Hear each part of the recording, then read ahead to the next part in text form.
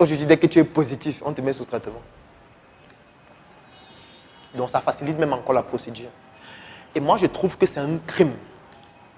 J'assume mes mots et ça m'engage, ça ne vous engage pas. Pourquoi j'estime que c'est un crime? Et là, maintenant, je vais entrer dans certaines études scientifiques et dans l'historique. Moi, quand je commence à mener dans mes enquêtes, parce que je recherche donc pour essayer de savoir, bon, je veux savoir comment ça a été décidé que tout ça se produise comme ça. Et je tombe donc sur une société savante qui s'appelle Thinking AIDS, qui est une société de plus de 3000 chercheurs à travers le monde où on mène des nouvelles études sur les nouvelles théories concernant le VIH-Sida. Et je m'intéresse donc aux travaux de cette société savante-là. Et je me rends compte d'un certain nombre de faits. Premier fait, les premiers cas de sida qui ont été découverts, c'était aux États-Unis, dans les années 80. Ça, c'est le premier fait. Deuxième fait, tous les patients qui en souffraient au début, c'était des homosexuels. Tous, sans exception. Ça, c'est le deuxième fait.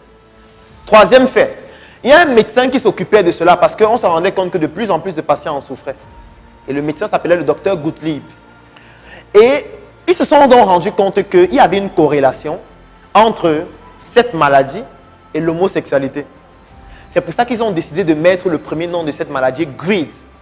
Gay-Related Immune Deficiency Disease. Ça veut dire immunodéficience liée à l'homosexualité. C'était le premier nom du sida.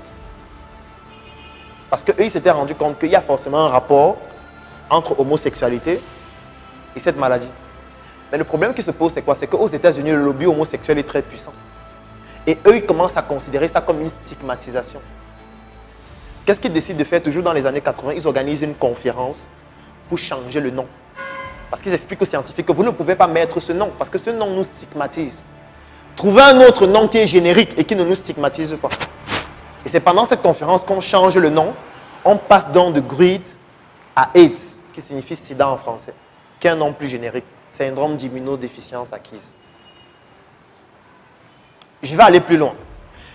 Une fois, il y a de cela 2 ans, on m'invite dans une émission de télé pour parler d'un médicament. Le médicament s'appelle le Truvada.